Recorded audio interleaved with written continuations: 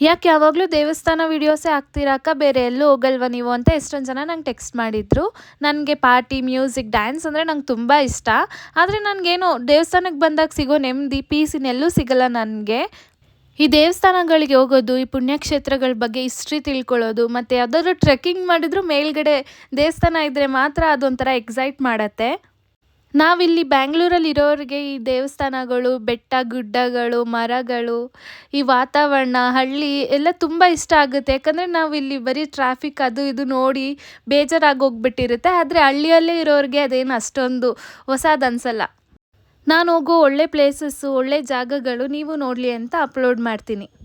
ನಾನಿವತ್ತು ಬಂದಿರೋದು ಮಾವನೂರು ಮಲ್ಲೇಶ್ವರ ಸ್ವಾಮಿ ದೇವಾಲಯ. ನಾವು ಬರೋಷ್ಟೊತ್ತಿಗೆ ಟೆಂಪಲ್ ಕ್ಲೋಸ್ ಆಗಿಬಿಟ್ಟಿತ್ತು. ನಾವು ಬೇಗನೆ ಬಂದಿದ್ವಿ, ಆದರೂ ಕ್ಲೋಸ್ ಆಗಿಬಿಟ್ಟಿತ್ತು. ಇಲ್ಲಿ ಹಿಸ್ಟ್ರಿ ಏನಂದರೆ, ಆವಾಗ ಗೌಡ ಗೊಲ್ಲನೊಬ್ಬ ಅವನ ಹಸುಗಳನ್ನ ಇಲ್ಲಿ ಮೇಯಕ್ಕೆ ಬಿಡ್ತಾ ಇದ್ನಂತೆ. ಅಲ್ಲಿನೊಂದು ಗೋವು ಮಾತ್ರ ಮನೇಲಿ ಹೋಗಿ ರಕ್ತವನ್ನು ಕರೆದು ಇಲ್ಲಿ ಬಂದುಬಿಟ್ಟು ಹುತ್ತದ ಮೇಲೆ ಹಾಲನ್ನ ಕರಿತಾ ಇತ್ತಂತೆ. ಯಾಕೆ ಹಿಂಗೆ ಮಾಡ್ತಾ ಇದೆ ಅಂತ ಅವ್ರ ಮಗ ಈ ಹಸುನ ಫಾಲೋ ಮಾಡ್ಕೊಂಡು ಬರ್ತಾರೆ. ನಿಜ ಸತ್ಯ ತಿಳಿದಾಗ ಅವನ ಗಂಡು ಗೊಡಲಿಯಿಂದ ಹುತ್ತದ ಮೇಲೆ ಹೊಡಿತಾರೆ. ಆವಾಗ ರಕ್ತ ಚುಂಬುತ್ತಂತೆ. ಆಮೇಲೆ ಗೊಲ್ಲಗೌಡನ ಮಗ ಅಸ್ವಸ್ಥ ಆಗ್ತಾನಂತೆ. ಆಗ ಗೊಲ್ಲಗೌಡ ಶಿವಲಿಂಗದ ಮುಂದೆ ಬೇಡ್ಕೊತಾನಂತೆ, ನನ್ನ ಮಗ ಹುಷಾರಾದರೆ ನಾನು ಈ ಜಾಗದಲ್ಲಿ ಒಂದು ಶಿವನ ಗುಡಿ ಕಟ್ಟಿಸ್ತೀನಿ ಅಂತ.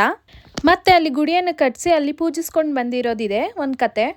ಮುಂಚೆ ಮಾವನೂರು ಗ್ರಾಮದಲ್ಲಿದ್ದ ದೇವರು ಬೆಟ್ಟದ ಮೇಲೆ ಬಂದಿರೋ ಕಾರಣ ಏನಂದರೆ, ಮಡಿ ಮೈಲ್ಗೆ ಉದ್ದೇಶದಿಂದ ಇಲ್ಲಿ ಬಂದು ಕಟ್ಟಿಸಿ ದೇವಸ್ಥಾನನ ಪೂಜೆ ಮಾಡ್ತಾ ಇದ್ದಾರೆ.